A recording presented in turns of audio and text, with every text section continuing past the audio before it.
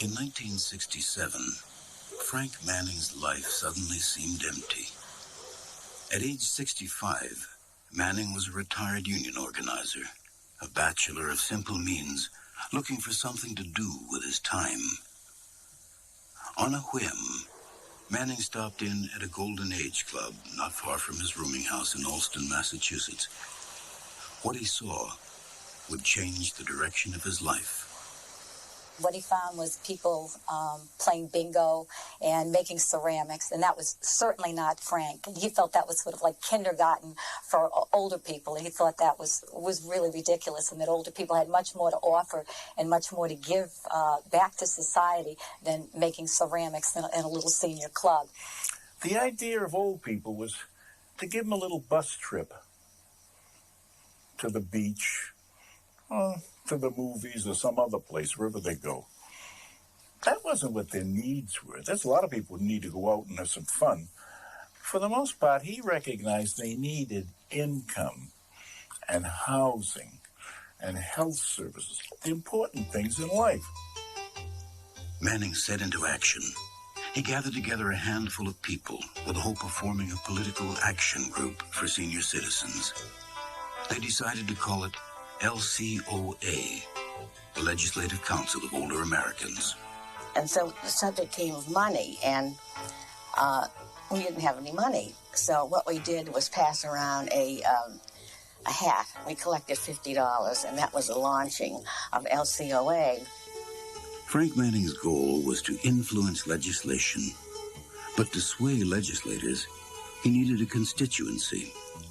In a call to action, he traveled the state, pleading with over 500 Golden Age clubs to join his crusade for elderly rights.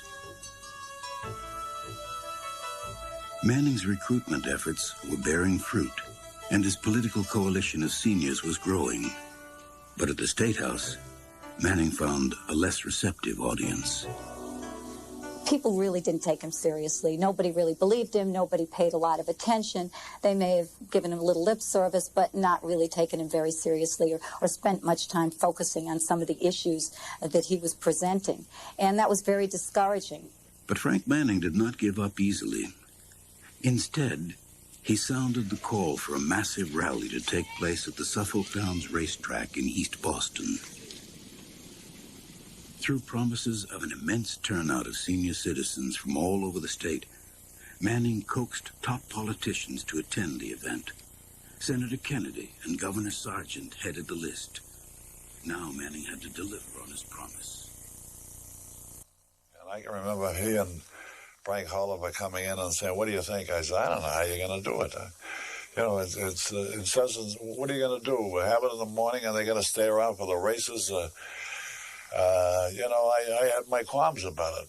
And Frank Manning was trying to get senior citizens to come to an out-of-the-way place, a long ways off from Springfield, Mass., long ways off from Worcester, for older persons over the age of 65.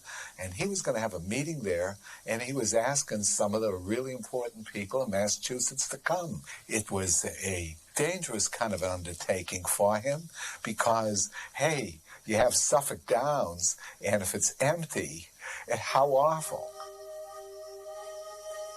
On the morning of April 23rd, 1971, Frank Manning arrived at an empty Suffolk Downs. Now, what was strange that day that concerned me a little was that Frank, he came there about an hour earlier or so, and then he told a few of us that he was going off to a room. He wanted to be alone. He was very nervous, very tense, like a performer before the day of the big play. And he was in a small, dark room at Suffolk Downs, realizing how much he personally had at stake and how much the organization had at stake. A small turnout at the first Suffolk Downs rally could have easily meant, I think, the end of LCOA and MAOA, and it certainly would have been, I think, the end of his career as a major organizer. As Manning waited in a back room, the grandstand remained almost empty. The event was to begin in a matter of minutes. And then, almost like a Western, there was a kind of cloud of dust in the distance. Literally, it had been dry, and all of a sudden, there was this endless stream of buses. And suddenly, I had this overwhelming feeling of a sea of humanity just pouring in from all directions, all excited, all elderly. You couldn't believe these buses pulling in from Springfield, Williamstown, Senior Power from Pittsfield, Senior Power from Springfield, Senior Power from Holyoke, Senior, all over the state.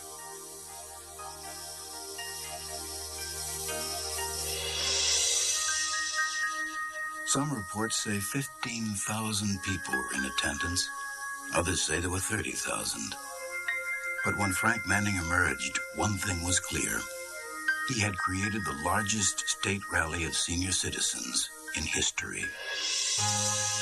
Most of the elders who came to Suffolk Downs were very, very excited, and their enthusiasm seemed to grow larger when they looked at the large numbers around them. And as each speaker went on, the excitement grew because everybody was waiting for Frank. Frank was the last speaker, and everybody's kind of tolerating and listening to the politicians, but they all had come to hear Frank.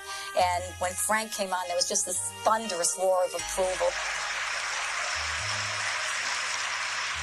You get up there and that mic, and boy, he really laid him in the aisle, you know.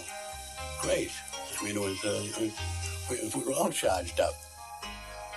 Manning spoke of the urgent needs of senior citizens: fair housing, health care, home care, and adequate incomes.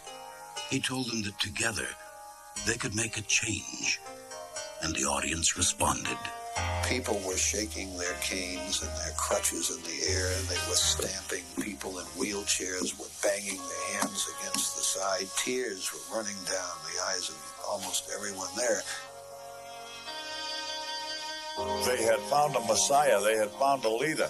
They had found a man that was really going to fight for their causes and who had organized them. And that's what that day was all about. And it always sticks to my mind. There was a pleasure in the fact that they had found a leader, and that leader was Frank Manning. Overnight, Frank Manning had become a sensation, and for the first time, senior citizens were being heard. News of the rally traveled across the state and the country.